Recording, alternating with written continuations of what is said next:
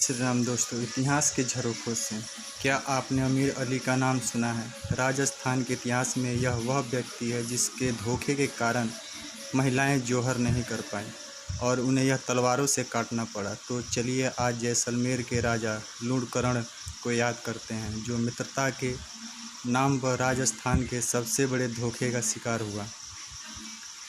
अमीर अली कंधार का नवाब था तथा उसकी उसके भाई के साथ लड़ाई हो गई और उसके भाई ने उसे हरा दिया। अपने भाई से हारने के बाद अमीर अली जैसलमेर के राजा लूणकरण के पास शरण लेता है और चूँकि शरणागत की रक्षा करना भारतीय संस्कृति का अभिन्न अंग है, महाराज लूणकरण अमीर अली को शरण दे देते हैं। वह दोनों अपनी मित्रता को दर्शाने के लिए पगड़ियाँ बदलते हैं। लूणकरण अमीर अली को जैसलमेर में जागीर देकर उसके रहने का प्रबंध करते हैं। दिन बीतते हैं, राजा का अमीर अली पर विश्वास बढ़ता जाता है और राजा अमीर अली पर बहुत ज़्यादा विश्वास करने लगते हैं। अमीर अली ने एक बार राजा से कहता है कि उसकी बेगम रनिवास की महिलाओं से मिलना चाहती है, पर वह नहीं चाहता कि कोई और उसकी महिलाओं को देखे। इस पर राजा लूणकरण कहते हैं कि कुछ दिनों में राजमहल के अधिकांश व्यक्ति एक विवाह समारोह में सम्मिलित होने जाएंगे। तब किले में कोई पुरुष नहीं होगा। उस दिन उनकी बेगमें उनकी रानियों से मिल सकती हैं। इस पर अमीर अली हामी भर देता है। कुछ दिनों बाद वह दिन आता है जब महल के अधिकांश पुरुष राजकुमार मालदेव भाटी के साथ विवाह समारोह में भाग लेने चले जाते हैं। राजा अमीर अली को संदेशा भिजवाते हैं कि उनकी बेगमें किले में आ सकती हैं, पर अमीर अली के मंसूबे कुछ और ही थे। वह जैसलमेर पर कब्जा करना चाहता था और उसके लिए एक अच्छे मौके का इंतज़ार कर रहा था और उसे वह अवसर मिल गया। वह महिलाओं की पालकियों में अपने सैनिकों को बिठा देता है और उसमें हथियार रखवा देता है और प्रत्येक पालकी को उठाने वालों की जगह भी सैनिक लगा देता है।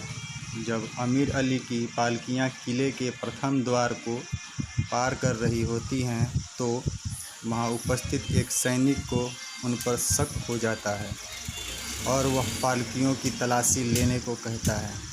अमीर अली उन्हें समझाता है, पर वह सैनिक नहीं मानते। जब अमीर अली को लग जाता है कि यदि पालकियों की तलाशी हुई तो वे पकड़े जाएंगे और किले के बाकी दरवाजे बंद हो जाएंगे, तो वह वहीं से अपने सिपाहियों को हमला कर देने का आदेश देता है।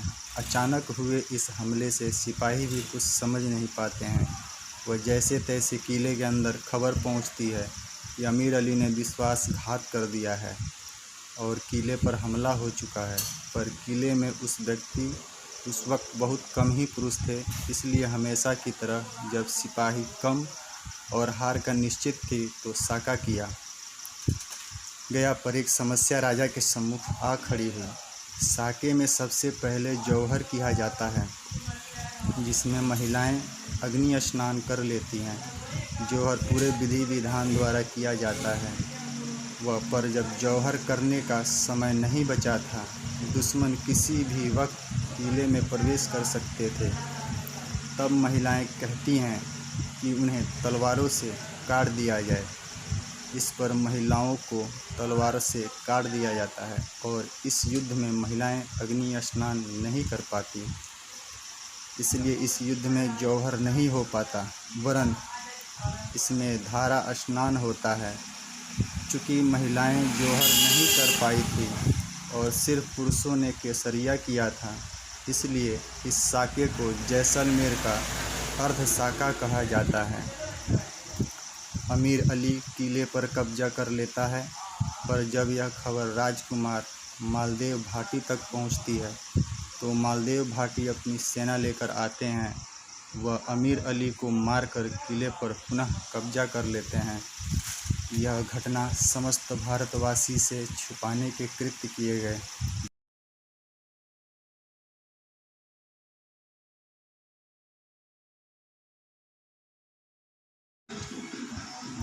ऐसे तस्तिक प्रयास भारत भूमि पर सदैव घोषित कारों आज तक जारी है। जो कौम इतिहास से सबक नहीं सीखती वह सिर्फ मूर्ख ही नहीं कुलद्रोही है, धर्मद्रोही, समुदाय कठपुतली है। मात्र इसके बाद भी अगर कोई हिंदू मुस्लिम एकता रोग से संक्रमित है या सेकुलर